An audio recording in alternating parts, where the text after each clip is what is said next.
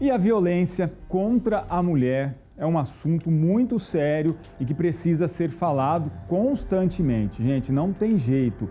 É que dados divulgados pelo Atlas da Violência revelam que o país registrou em 2022, no ano da pesquisa, mais de 220 mil casos de violência contra a mulher.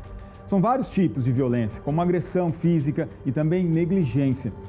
Mas em uma faixa etária específica, que é entre meninas de 10 a 14 anos, olha só o que chama muita atenção, o grande número de casos de violência é o sexual. O Rafael Rodrigues chega ao vivo agora para repercutir um pouquinho comigo esse Atlas da violência, né, Rafa? Essas crianças, adolescentes acabam sendo muito vulneráveis a esse tipo de coisa. E na maioria dos casos, os agressores, inclusive, estão ali, dentro de casa. Bom dia. Bom dia, Rodolfo. Bom dia para todo mundo que está acompanhando o Primeiro Impacto Interior. Exatamente, ou esse agressor ele está dentro da própria casa e da vítima, ou é alguém que faz parte ali do círculo familiar, algum vizinho, amigo dos pais ou amigo da família, né? Sobre os dados que você falou, né? 49% das violências que atingem essa faixa etária são aí de casos de violência sexual que atingem meninas de 10 a 14 anos. Foram mais de 220 mil casos no ano de 2022, que foi o ano utilizado aí para coletar esses dados e criar as estatísticas, né, para o estudo do Atlas da Violência. Nós estamos aqui no CREAS de Araçatuba com a Ana Maria Benes, que é coordenadora, e ela vai ajudar para a gente esclarecer um pouco desses dados, né, Rodolfo, e também debater um pouco mais sobre esse assunto para alertar as pessoas de casa a se atentarem, né, principalmente aos sinais, né, Ana? Muito bom dia. Como é que as mães, os responsáveis devem prestar atenção nessas crianças para saber se tem algo errado ali no comportamento, se essa criança pode ou não estar sendo vítima de violência sexual? Bom dia, Rafael. Bom, os sinais que as crianças apresentam são as mudanças de comportamento, né? Então, se a criança fica muito retraída ou muito agitada, se sente medo, né, insegurança, e era uma criança que até então não apresentava, então os pais, os professores, né, as pessoas que estão perto das crianças têm que prestar atenção nessas mudanças de comportamento. É muito importante essa rede de apoio, né, como a gente estava conversando. E ao notar um comportamento estranho, né, e que a criança pode estar sendo vítima desse tipo de violência, como é que deve se proceder? Já deve logo de cara abordar a criança, conversar com ela, ou é melhor procurar um atendimento especializado? Sim, pode estar procurando, né? Existem os canais de denúncia, que é o Disque 100, conselho tutelar, pode até conversar com a criança, mas o ideal é que denuncie, né? Ou que seja no Disque 100 mesmo, ou no conselho tutelar, polícia. O que temos que fazer é denunciar, não podemos achar, ter dúvida e não tocar para frente, né? Porque isso também é crime.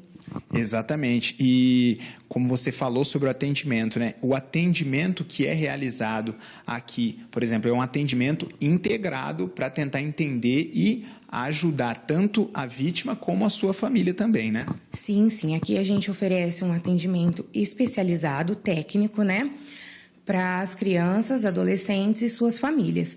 Então, nesse atendimento, a gente vai trabalhar para que a criança supere, né, a violação de direito vivenciada, e também na parte protetiva dessa criança, para ela se proteger, buscar ajuda, a falar, e também na parte protetiva das famílias, né, para que as famílias sejam mais protetivas com essa criança.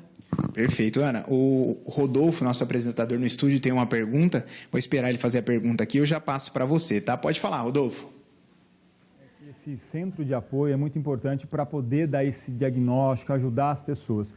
Só que pergunta para a Ana, por exemplo, aí, se ela ainda percebe, mesmo essas pessoas que já estão aí no centro, se elas demoraram para denunciar, se as pessoas ainda têm receio em denunciar, por algum motivo que acaba intimando, né, e elas acabam demorando para buscar ajuda. Isso ainda acontece? E qual que é a importância realmente de fazer de fato a denúncia?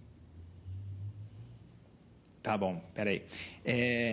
Ele perguntou se ainda vocês percebem muito receio, muito medo nessas vítimas de fazerem a denúncia, né, no caso dessas crianças ou adolescentes da própria família, né, e também reforçar para as pessoas de casa qual a importância de se fazer a denúncia.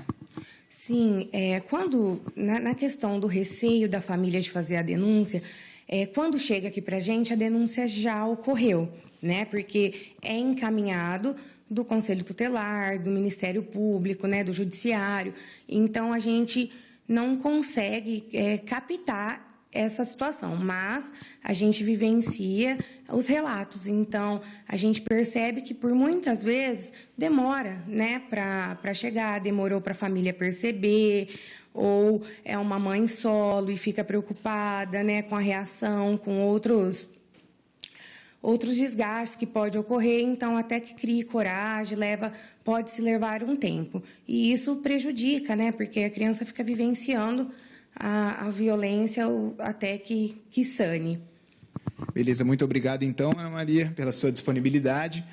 Rodolfo, então, para salientar, né, como ela mesmo disse, a denúncia é muito importante, né, para que essa situação se encerre. Então, por mais que haja esse medo, esse receio dos julgamentos da sociedade, que nós sabemos que existem, é muito importante denunciar para que essa criança, adolescente, possa tentar viver uma vida normal pela frente e se livrar desse tipo de violência. A gente já conhece casos, eu conheço casos de pessoas, de reportagens que eu já fiz, de pessoas próximas também, que tiveram casos de abuso em crianças, de repente isso não vai para frente, essa criança acaba convivendo com esse trauma de infância, isso vai para a vida adulta e prejudica muito. Então, percebeu alguma coisa diferente ali na reação da criança, vê que ela está com um comportamento mudado de uma hora para outra, acenda o sinalzinho de alerta, procure investigar, procure entender, mas é importante também, o Rafa explicou, a Ana Maria também, sem pressão, gente,